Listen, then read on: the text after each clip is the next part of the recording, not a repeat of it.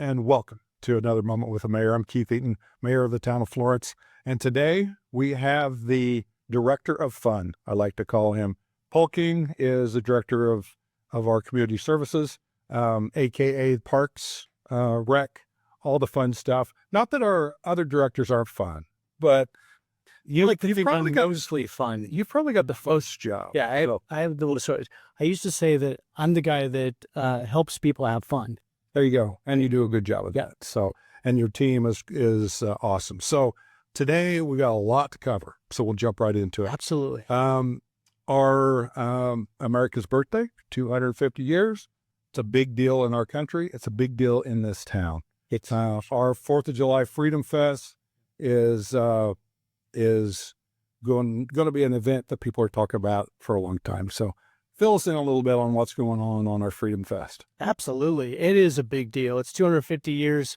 We're celebrating. We're pulling out all the stops. We've got a great day and evening planned for everybody. Starts out at 1 o'clock. Our pool's going to be open starting at 1 p.m. all the way till 10 p.m. And at 5 p.m. we're going to start, we're going to open the park for activities, games, the food vendors. We have a variety of different food and snack vendors, retail vendors. It's going to be fun. So we got a great lineup planned for the stage this year. Our team has worked really hard all year, literally, to get this to happen. And is a culmination of a lot of different people helping us from inside and outside the town. But we're starting out, our stage performance will be the American Anthem with Evelyn Errante. And she's a local Florence girl, teenager, and beautiful voice. She performed at our Road to Country Thunder event a few months ago. So we're looking forward to having her do the American Anthem for us. So she's, of course, like you said, 14, was on America's Got Talent, local, just a sweetheart. She is the sweetest. I got to meet her at both Road to Country Thunder and Country Thunder. She played the side stage at Country Thunder, and just can belt a tune out there. And so the music genre is a little bit bigger. So also we have the Blindsiders. We've got the Blindsiders coming up right after Evelyn. And then after Evelyn, or after the Blindsiders, we're going to have a group called Honeygirl. And Honeygirl is a local Phoenix, Scottsdale band who perform all over the valley. And the interesting part about that is the lead guitarist of Honeygirl is the lead guitarist of the Gin Blossoms. And so that's going to be an exciting thing to have. And then after that, of course, we have Sheila E coming up, a 5-time award-winning Grammy nominee. It's going to be an amazing show. She's got 10 people coming on stage with her. It's going to be an amazing show. Well, and so when you go into, and you're talking about the genre, so we've got country, you've got pop with Sheila E. So when I first heard Sheila E, so of course, this goes back to my genre, which, it's hard to believe that I'm 27 years old, but I liked with Prince and some of that. And of course, Sheila E was with Prince. And so I see so much on social media right now, once it was announced, the people my age that are just excited about this. And this is a big deal. I mean, this is the town of Florence. We are the historic 1866, but you know what? We're a little hip too. Yeah, so we can bring the headliners just like them all. Well, we can, and that's fantastic. And the music is something that we always look forward to. And I brag about every time I speak somewhere about during the wintertime, 7 nights a week, we have live music in our town. And this is huge. It's going to be hot. I know that our CERT department will be out, our fire department or police department, and I will say that I'm very proud always that we know how to run an event and working out. So we're excited about that. So what else? Fireworks. So at the absolutely, end. we have fireworks at the end, starting about 9:15. It'll be a great, about 20-minute show, bigger and better than we had last year, and we're excited about that. So it's going to be a great night. The few things that I just try to mention to people to prepare to come is make sure you're hydrating, make sure you have sun protection. We will have water free to the public. We will have shade, but bring what you can, and then also bring a chair, blanket, so you could set up your spot in the perfect spot, a view of the stage. We'll have some bleacher seating, but certainly we are expecting a larger crowd than usual. And we're moving it this year. So last year we were over around which I would call the old lake field, the old area on the south. We're moving it back to the soccer fields or the other area that's right adjacent to the pool. Right. It's a very large area. The food trucks, it's actually a perfect area. We have our handicap parking that's close, and it's kind of the perfect area. And you're right. And I think, of course, we're from Arizona. We know that it's not going to be cool on July the 4th. So prepare and make sure that we're doing that. So that's fantastic. So what else are we going to have at Freedom Fest? There's a number of things, something along the lines of a Kyle and Kyle show that I've been watching on our YouTube channel and social media. So those knuckleheads got some stuff planned. What are they doing? Yeah. So Kyle from Birds and Bones. Birds and Bones is going to be having his second annual rib eating contest. I think you participated last year. And my guts are still not right after that. That's... And I will tell you that I came in like 4th place or something like that. So I held my own. You did. And we were all proud of you for that, Mayor. We are looking forward to that. And the Kyle and Kyle show is absolutely hilarious. And we've had a great time making that and bonding with him on Main Street, doing those shows and helping him as well as helping ourselves. And the show really has been promoting different parts of the event. But as far as activities, bring the kids. They'll have plenty of kids activities. I think we have a 24-foot water slide. We've got all kinds of games and activities for the kids. And then we also have opportunities for the adults. We got some inflatable, the axe throwing contests. So that'll be kind of a neat thing. And then we have a lot of other different games that are coming that'll be really neat to have. Are they doing the cornhole tournament again? The bags tournament? So we're not doing the tournament. We'll have the boards out for first come, first serve and part of the program. But it'll be a really just a great event with lots of activities. And you can do what you'd like or not and enjoy the music and people watching. That's always fun.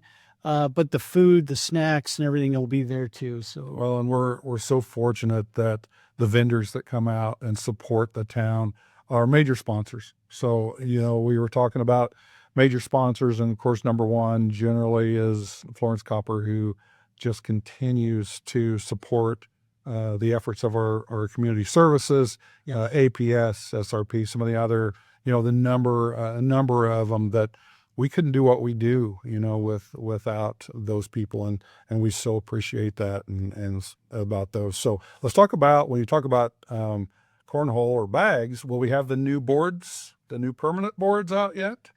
We won't have those yet. We're going to be 4 days into our fiscal year. So we'll be ordering those soon. And there's a timeline delay, but those are concrete but we'll have the portable ones out. They're really sturdy and pretty high end.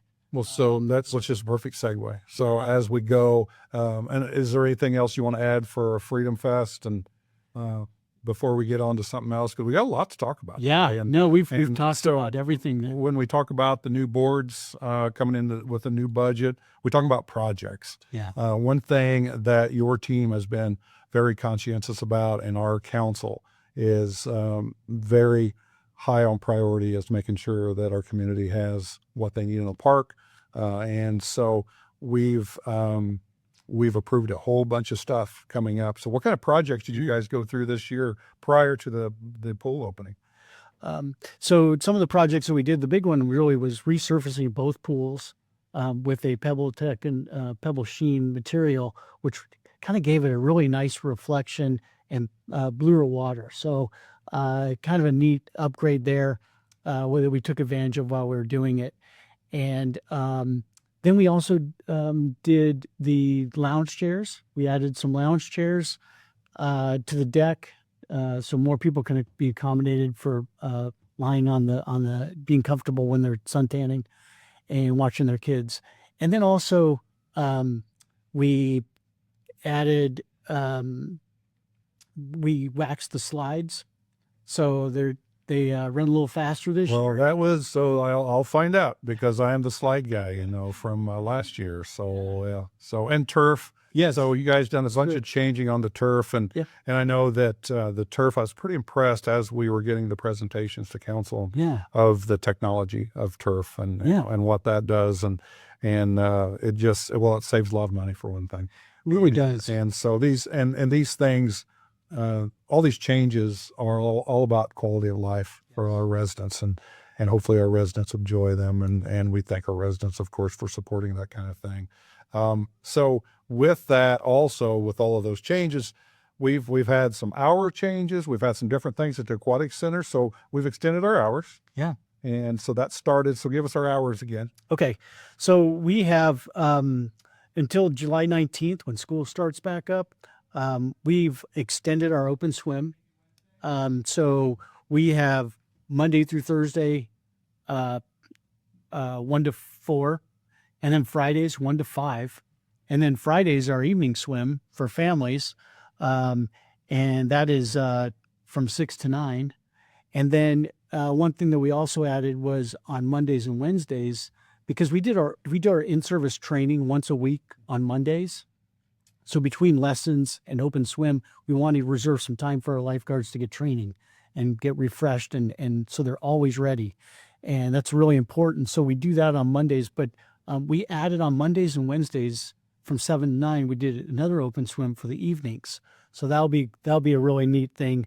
And then we extended into the season. So after school starts, instead of just going weekends, we're adding Monday through Friday after school times for kids to come and swim, and that's until 7:30 every evening. Well, and that's something that we heard from our citizens, and it's right, and further, and the reasons why that we were kind of stopping it, and it goes with school, is because our employees in the pool are going to school still. Yes. And so that made a big difference. And I know this year this is kind of a pilot for us to make sure before we extend, permanently, and kind of make sure and see the people's going to attend, and hopefully they do, because it is, we've so far gotten a lot of comments that people are happy about that. And especially, when school starts around here, it's still hot, and so we appreciate that.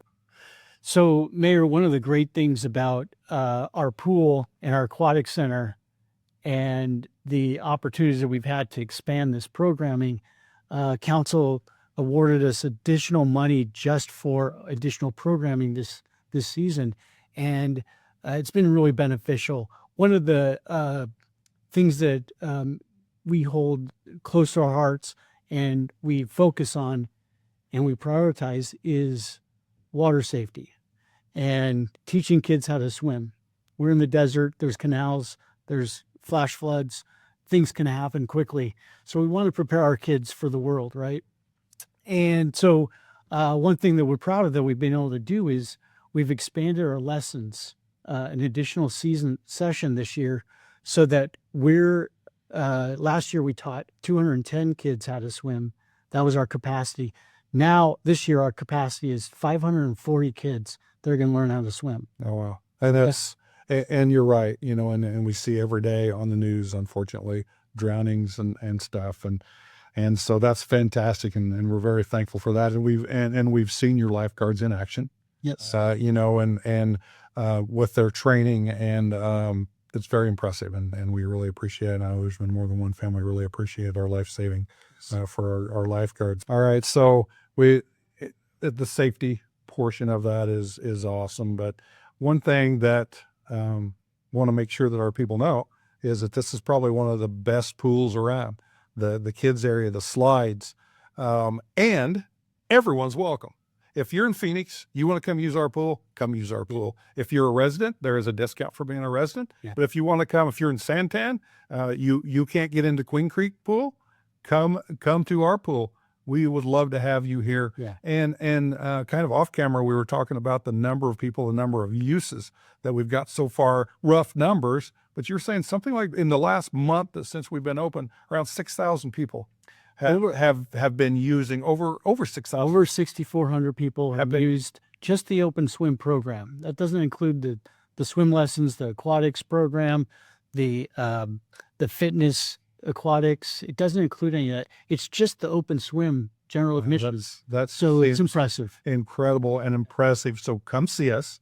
Come see Paul's people. Our lifeguards, our staff over there are so awesome, and they're funny, and they have a great time. So as we move forward, I know there's a lot of events coming up.